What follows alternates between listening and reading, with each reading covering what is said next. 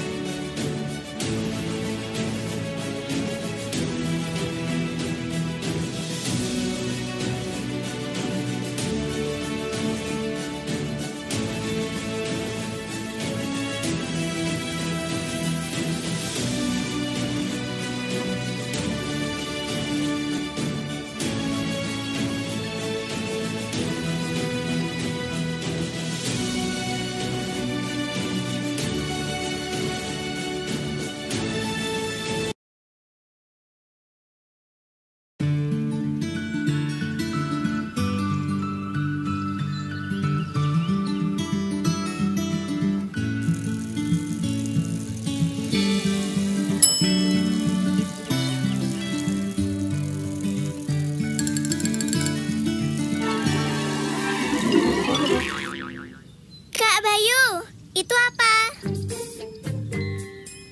Oh, Istana Negara. Kalau itu Kak, Bangunan kolonial ini, museum. Yuk.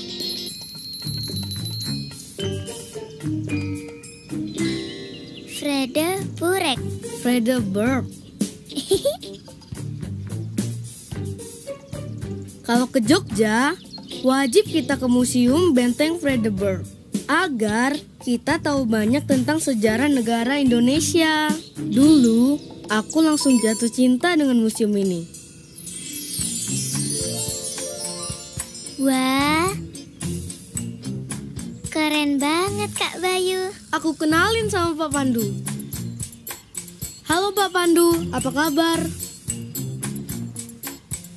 Aku Bayu, cucu nenek dari Jakarta, yang sering kesini beberapa tahun yang lalu, Pak. Yang Pak Pandu ajak berkeliling museum itu loh. Oh ya, kamu yang ingin pakai sorjan sama belangkon itu ya? Hehe, masih inget aja Pak Pandu tuh. Sudah gede kamu nak, kabar saya baik.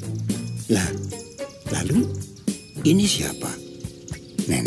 Nenek kok jadi muda? Ini Sekar, sepupu dari Kalimantan. Kita bersepeda menikmati Jogja Selasa Wage. Tadi Sekar penasaran dengan bangunan ini Pak Pandu. Oh, harus itu.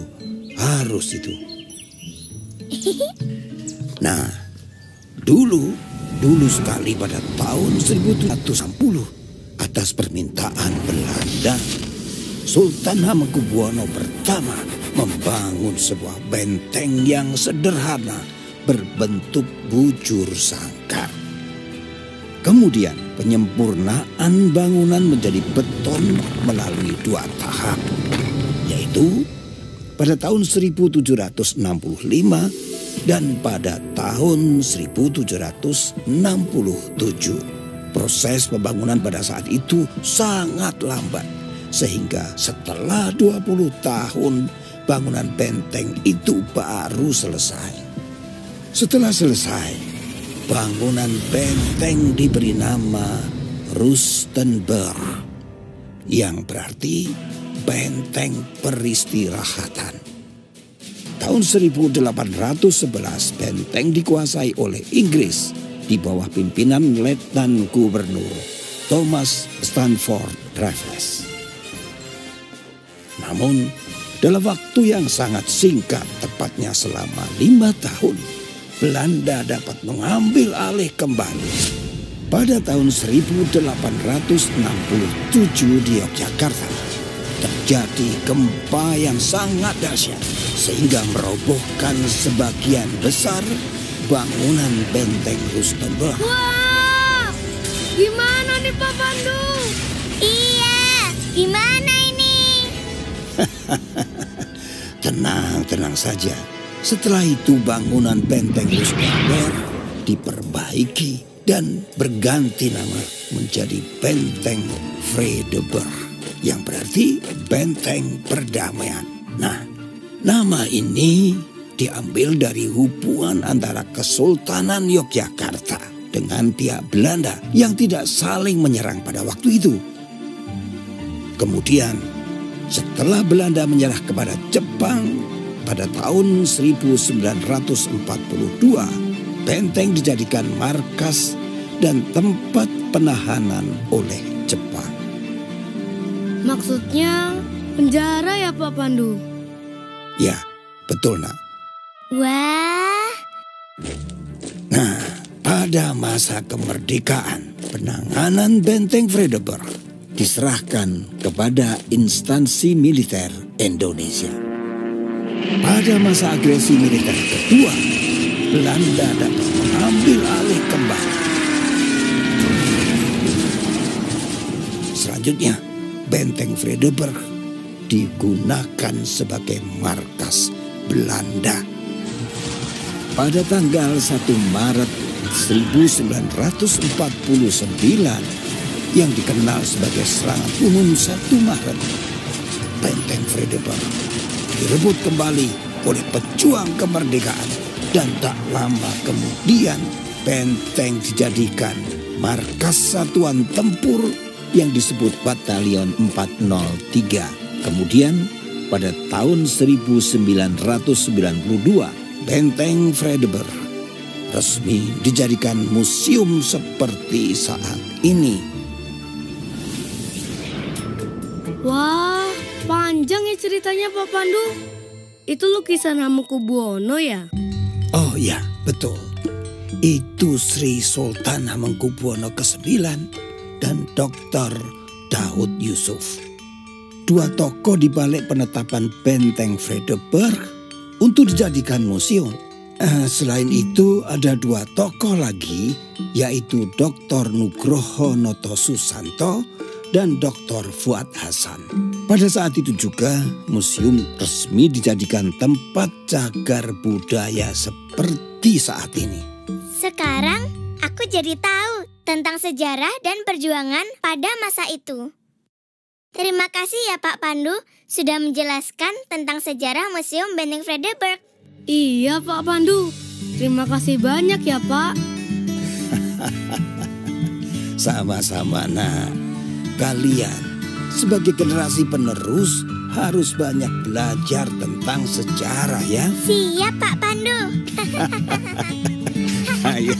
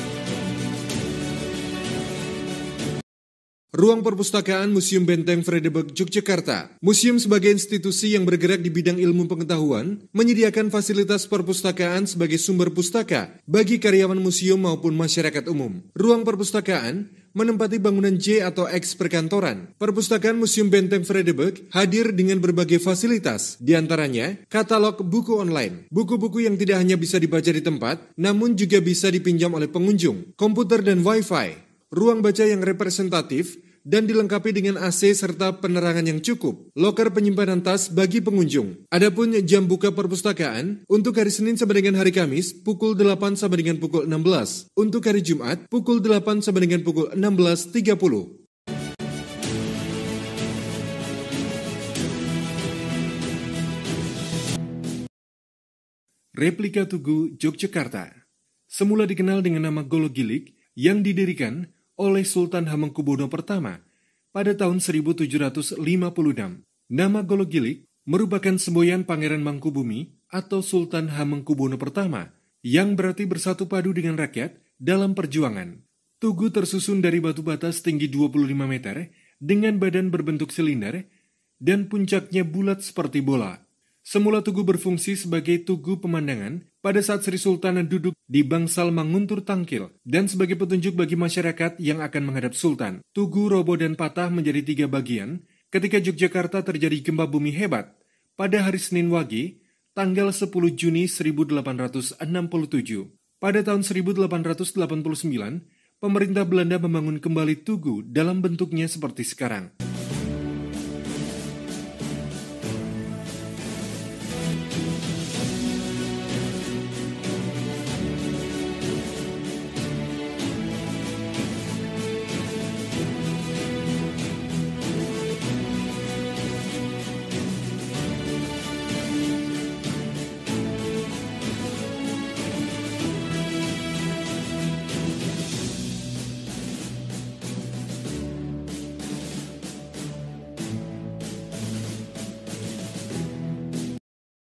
Letnan Jenderal Urip Sumoharjo adalah Kepala Staf Umum TKR, pemrakarsa berdirinya Militer Academy di Yogyakarta pada tanggal 31 Oktober 1945.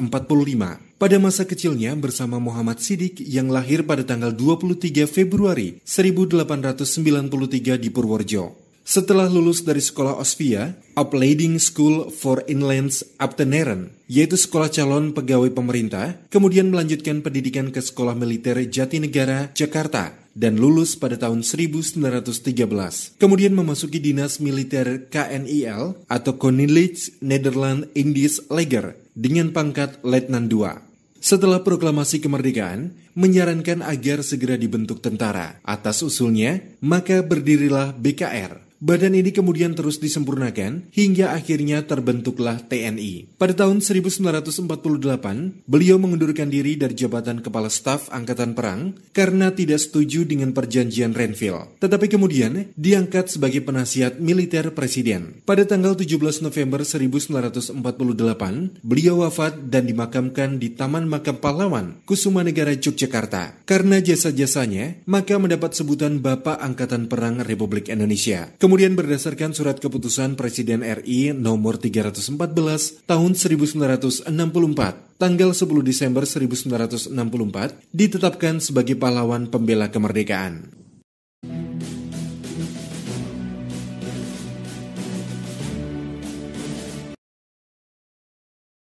Jenderal Sudirman adalah tokoh pejuang kemerdekaan Indonesia. Lahir pada tanggal 24 Januari 1916 di Bodas, Karangjati, Purbalingga, Jawa Tengah. Setelah tamat HIS atau Holland Insolent School, melanjutkan pendidikan ke Taman Dewasa, Taman Siswa, dan kemudian memasuki Sekolah Guru Muhammadiyah, tetapi tidak tamat. Pada masa pendudukan Jepang, mengikuti pendidikan ketentaraan dalam pembela tanah air atau PETA di Bogor, dan setelah selesai diangkat, menjadi Komandan Batalion di Kroya. Setelah TKR terbentuk, diangkat sebagai Panglima Divisi 5 Banyumas dengan pangkat kolonel. Anggota TKR di bawah pimpinannya ikut terlibat dalam perang melawan pasukan Inggris di Ambarawa. Dalam konferensi TKR tanggal 12 November 1945, terpilih sebagai Panglima Besar TKR dan kemudian dilantik dengan pangkat jenderal. pada masa agresi militer Belanda kedua tanggal 19 Desember 1948 bersama pasukannya keluar kota Yogyakarta dan melakukan perjuangan secara bergerilya sampai akhirnya pada tanggal 10 Juli 1949 kembali masuk kota Yogyakarta. Karena sakitnya yang tidak mendapatkan perawatan secara intensif selama perjuangan, maka pada tanggal 29 Januari 1950 wafat di Magelang, kemudian dimakamkan di Taman Makam Pahlawan Kusumanegara Yogyakarta. Atas jasa-jasanya, pemerintah menganugerahkan gelar Pahlawan Kemerdekaan Nasional berdasarkan Kepres nomor 314 tahun 1964 tanggal 10 Desember 1964.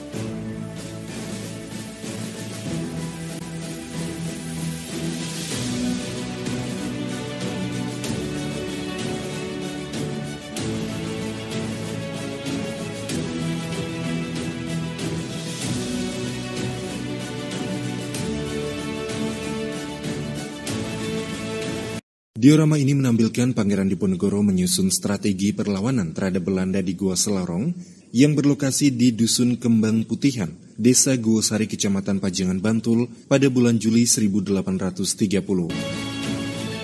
Replika badil dan pedang. Badil dan pedang merupakan salah satu senjata tradisional yang dipergunakan oleh prajurit pengikut Pangeran Diponegoro dalam perjuangannya melawan Belanda di Yogyakarta dan sekitarnya pada tahun 1825 hingga 1830.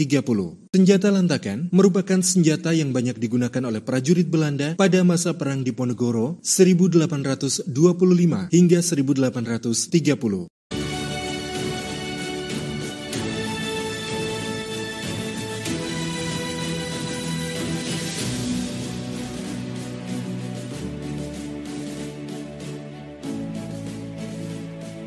Diorama ini menampilkan Kongres Budi Utomo I di Yogyakarta yang berlokasi di Ruang Makan Quick School Yogyakarta, sekarang SMU Negeri 11 Jalan AM Sangaji Yogyakarta pada tanggal 3 sampai dengan 5 Oktober 1908.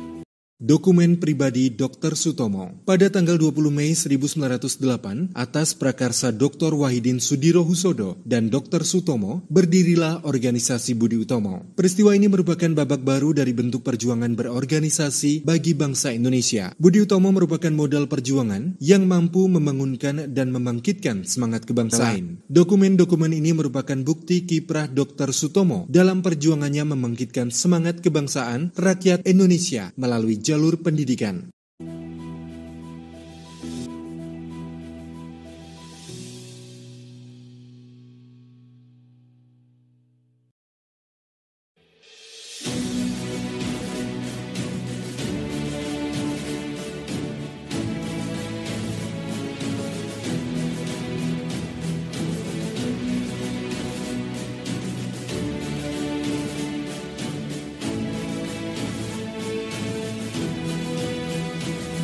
Diorama ini menampilkan pemogokan kaum buruh pabrik gula di sekitar Yogyakarta yang bertempat di sebuah pabrik gula di daerah istimewa Yogyakarta pada tanggal 20 Agustus 1920.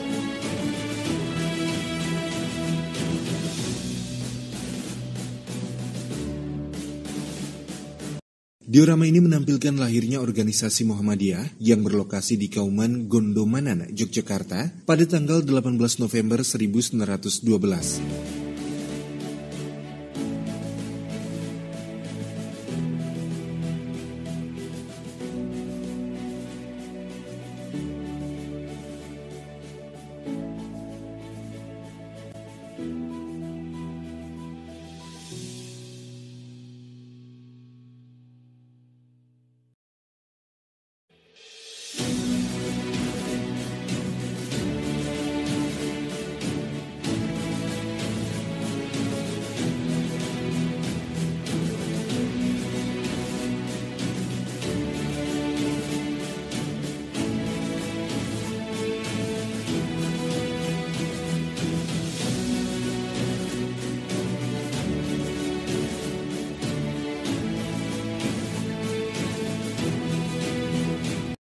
Trilogi Kepemimpinan Taman Siswa. Trilogi Kepemimpinan Taman Siswa. 1. Ing Ngarso Sungtulodo. 2. Ing Madyo Mangunkarso. 3. Tutwuri Handayani.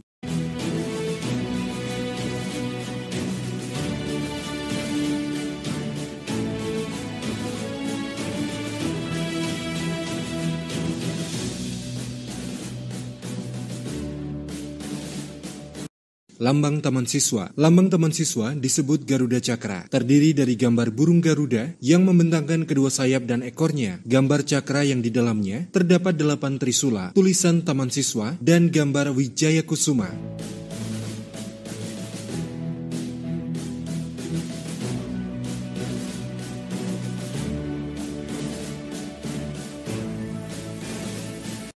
Diorama ini menampilkan berdirinya Taman Siswa di Jalan Tanjung nomor 32, sekarang Jalan Gajah Mada nomor 32 Yogyakarta, pada tanggal 3 Juli 1922.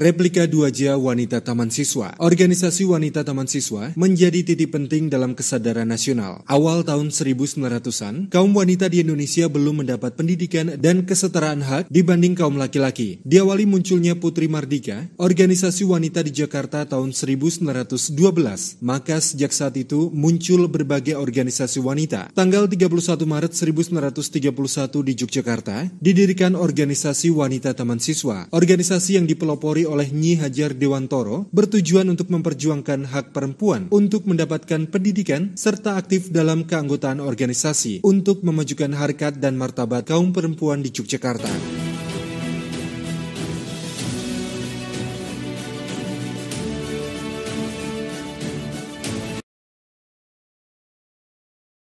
Pelopor Gerakan Perempuan. Bangkitnya para pemuda yang ditandai dengan lahirnya Sumpah Pemuda tanggal 28 Oktober 1928 berpengaruh pada kaum wanita. Perjuangan kaum wanita tidak mau ketinggalan. Mereka juga berjuang dalam pergerakan kebangsaan di samping berjuang memperjuangkan martabat kewanitaannya. Atas inisiatif dari beberapa tokoh perkumpulan wanita, yaitu Nyonya R.A. Sukonto, Nyonya Sunaryati, Nyi Hajar Dewantoro, dan Nyi Suyatin Kartowiono, diselenggarakan Kongres Perempuan pertama tanggal 22 Desember 1928 di Dalem Joyodipuran, Yogyakarta.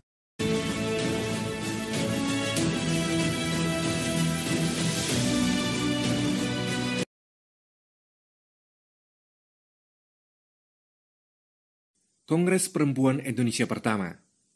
Diorama ini menceritakan Kongres Perempuan Indonesia Pertama di Yogyakarta yang dipimpin oleh Nyonya Sukonto. Kongres ini diprakarsai oleh Nyonya Sukonto dari Wanita Utomo, Nyi Hajar Dewantara dari Wanita Taman Siswa, dan Nona Suyatin dari Putri Indonesia, serta didukung oleh 7 organisasi wanita yang terdiri dari Wanita Utomo, Wanita Taman Siswa, Putri Indonesia, Wanita Katolik, Young Java Bagian Gadis-Gadis, Mansekring, Aisyah, dan Jibda, Young Islamentenbond Dems Afdeling.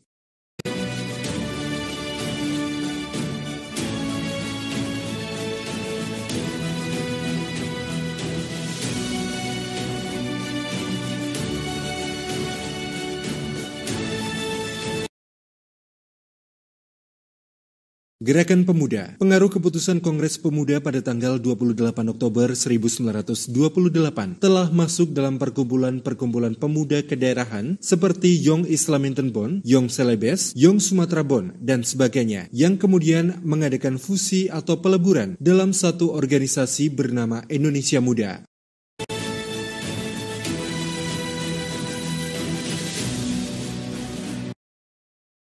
Replika Dwaja Young Islamentenbond. Young Islamentenbond merupakan organisasi pemuda Islam pertama di Indonesia yang lahir tanggal 1 Januari 1925. Lahirnya Young Islamentenbond dilatar belakangi oleh aktivis Young Java seperti Kasman Singodimedjo, Gus Muso atau Ki Musa Al-Mahfud, dan Suhodo yang berpendapat adanya kerenggangan dalam organisasi pemuda pelajar. Mereka berpendapat kerenggangan di antara organisasi pemuda pelajar dapat diperbaiki melalui ajaran Islam. Akhirnya tanggal 1 Januari 1925, Young Islamentenbond lahir.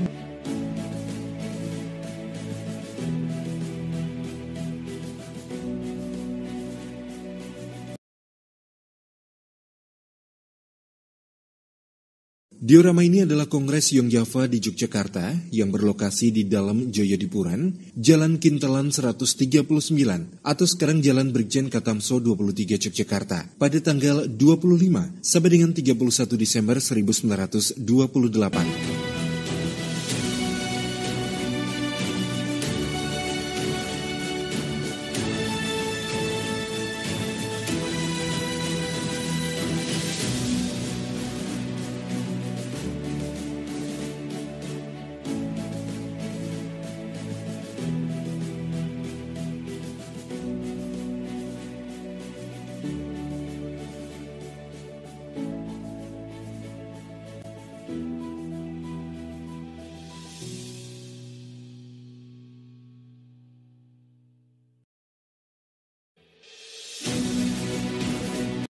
Replika baju goni. Penderitaan masa pendudukan Jepang mengakibatkan kesengsaraan dan kesulitan bagi rakyat dalam hal sandang dan pangan. Kelaparan dan penyakit banyak menimpa rakyat. Kelangkaan kain menyebabkan rami menjadi bahan pakaian dan baju goni menjadi pakaian pantas pakai pada waktu itu.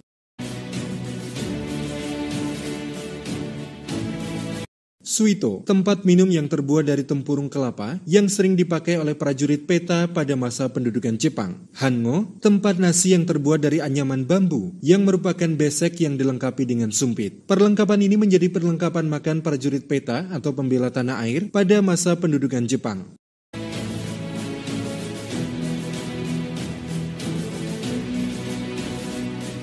Tanaman masa pendudukan Jepang. Oleh karena produksi padi rakyat hampir semua diperuntukkan mendukung kebutuhan perang Asia Pasifik oleh Jepang, maka untuk bertahan hidup, rakyat mengkonsumsi makanan seperti singkong, garut, dan lainnya.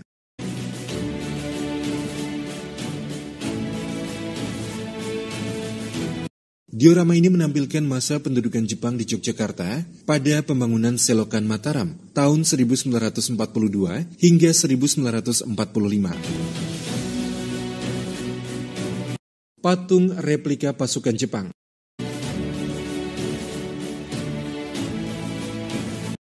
Latihan kemiliteran zaman pendudukan Jepang, peta, heiho, senendan, keibodan. Dalam diorama ini, menceritakan anak-anak sekolah dan pemuda melakukan latihan kemiliteran pada masa pendudukan Jepang di lapangan Bumijo.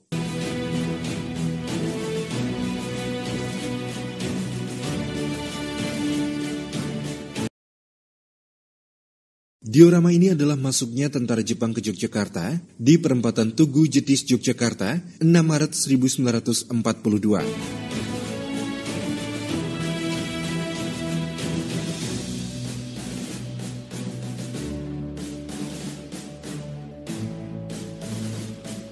Diorama ini adalah penobatan Sri Sultan Hamengkubuwono ke-9 di Bangsal Manguntur Tangkil, Siti Hinggil Keraton Kasultanan Yogyakarta, 18 Maret 1940.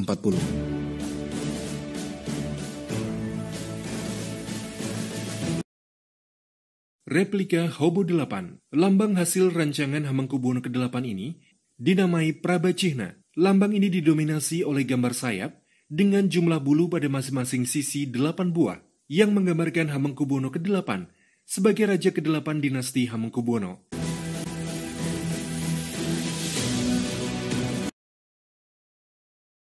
Replika Hobo 9, lambang Prabacina, pertama kali digunakan pada masa Sri Sultan Hamengkubuwono ke-8 yang bertahta pada tahun 1921 hingga 1939 dan terus digunakan oleh para penggantinya termasuk Hamengkubuwono ke-9. Replika Hobo 10. Saat ini Sri Sultan Hamengkubuwono ke-10 masih menggunakan lambang Prabacina. dengan sedikit perubahan. Perubahan yang amat mencolok, yaitu adanya angka Jawa di bawah tulisan Jawa Hobo, yang berarti 10. Selain itu juga jumlah bulu pada bagian sayap yang berjumlah 10 buah. Hal ini melambangkan Sri Sultan Hamengkubuwono ke-10 yang bertahta saat ini. Secara keseluruhan, lambang yang digunakan masih sama. Songkok di bagian atas adalah tutup kepala khas prajurit Mataram yang menjadi simbol kegagah beranian. Sepasang sayap berarti kekuatan yang seimbang, serta warna emas yang berarti keluhuran, dan warna merah melambangkan keberanian.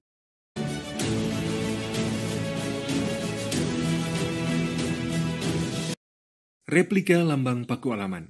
Lambang Kadipaten Pakualaman tampak lebih mendekati bentuk lambang Keraton Kesultanan Yogyakarta dengan elemen utama berupa mahkota dan sayap yang terbentang di sisi kanan dan kiri.